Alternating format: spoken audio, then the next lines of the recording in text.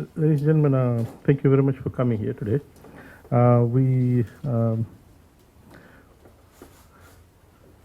As you know, these are unprecedented times which calls for extraordinary measures to ensure that our fellow farmers, stakeholders and Fijian people are provided with all the essential services and products for their daily livelihoods. As you know, Fiji, together with the whole world, is currently battling COVID-19. Simultaneously, we're also directing resources and have also put measures in place for the relief efforts in response to recent severe TC Herald, which devastated parts of Fiji last week. I would like to assure the nation today that we will continue to ensure that all Fijians have a continuous supply of locally grown, fresh and nutritious produce throughout these trying times. This crisis has reiterated our nation's national vision for agriculture, that every Fijian has access to adequate food and of acceptable quality and nutritional value. This crisis has further reinforced what we are saying from day go, that agriculture is an economic sector within our control and has the potential to be the main engine of economic growth of Fijian economy. Next week, Monday, in Nindi, we will provide our vision to, one, outline a plan for national food security and outline our plan to raise agricultural commodity and product export from Fiji.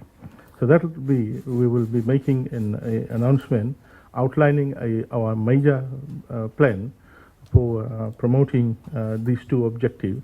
One of the national food security, and second about how we ensure that we leverage agriculture to be the main engine of of Fiji's economy. Today, we will provide you an update on two fronts: our support to provide food security to households affected by TC Herald, and our support to provide fresh produce to households within the lockdown area. And on that note, AMA CEO Alvin Sharma will also speak. Ladies and gentlemen, in the immediate response to TC Herald, the ministry has directed resources and manpower in order to assist and support farmers as well as the general public, working within the framework of the NDMO and with NDMO, and being part of the NDMO's team. To date, we have dispatched to the affected areas a strong team of 20, consisting of technical officers, paravets, and community specialists. We have supplied 15 coils of wire for villages in Kandavu and Lau to confine the livestock which may have gone astray due to the cyclone, and therefore they do not pose threat to the root crops.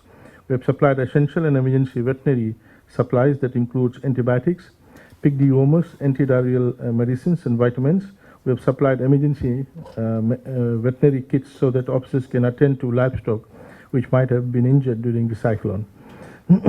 With respect to planting material for Kandavu, for Vatulele, we have provided 4,000 Kumala cuttings, 100 by 10 gram Chinese cabbage seeds, 263 by 10 gram long bean seeds. We have provided for Vatulele Primary School 6 by 10 gram long bean seeds, 5 by 10 gram Chinese cabbage seeds, 4 by 10 gram cucumber seed, 7 by 10 gram tomato seed, and 10 by 25 gram eggplant seed. For Mololo Island, we have provided 3,000 Kumala cuttings. For Yasawa Islands, we have provided 7,000 Kumala cuttings. For Lau Group, we've got we've provided a farm support package, 41, which includes 7 by 2 kg maize seeds, 9 by 25 gram tomato seeds, 3 by 25 gram eggplant seeds, 3 by 25 gram okra seeds, 3 by 25 gram chili seeds. We have also provided, as alluded to earlier on, 7 by 3 feet goat wire to use to contain their pigs, so that the agricultural produce area is not affected.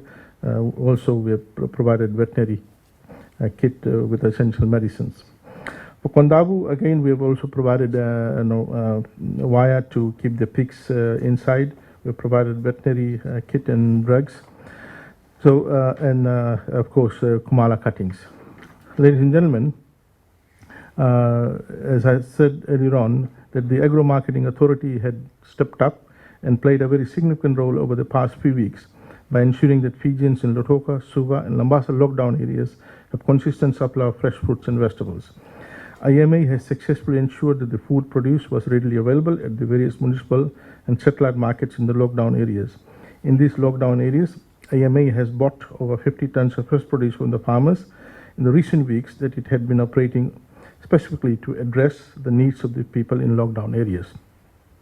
AMA will provide a detailed brief on that particular operation, which has just ended in Suva, ended about a week and a half ago in Lautoka, and is now currently underway in Lambasa. So AMA will provide that in a while.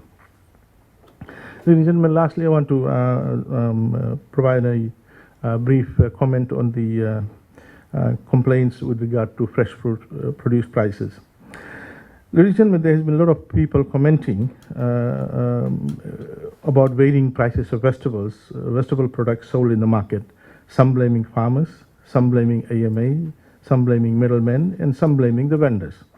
These people have no idea how markets operate, have no idea on all those involved in the supply chain, and don't have full information on production, supply, and pricing structure prevalent in segmented markets.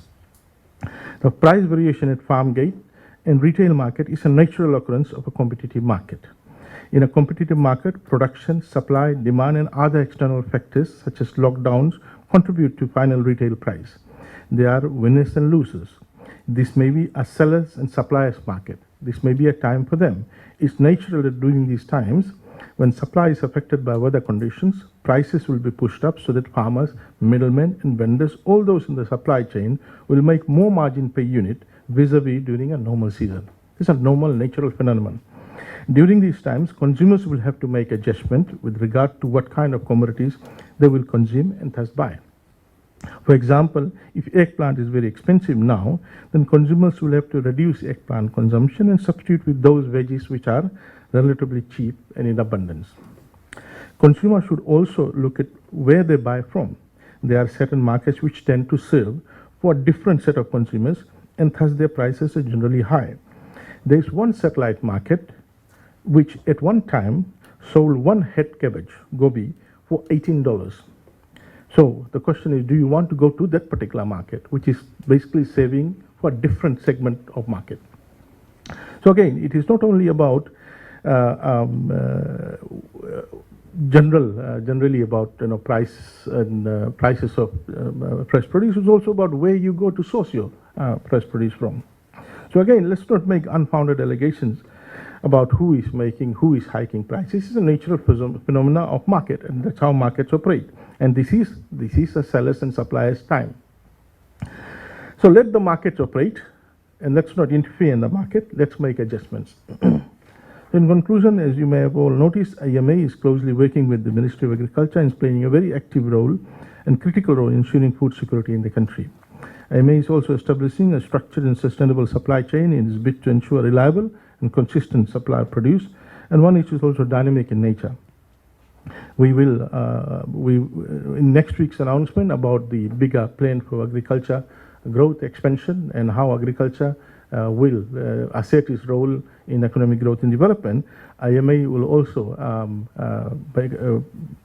give a presentation on how it will link up the supply chain and walk through the supply chain in giving the signals to producers and suppliers so that production and supply in the country is based on market signal rather than production and supply being based on subsidies and grants. So, ladies and gentlemen, I want to ask you all to take precaution, be safe, and take heed of government advisories. Please ensure that you maintain social and physical distancing at all times, and we must work together to come out stronger. And on the other hand, I am confident that Fiji will once again prove our resilience among the disasters that is upon us at the moment. Thank you, Naka.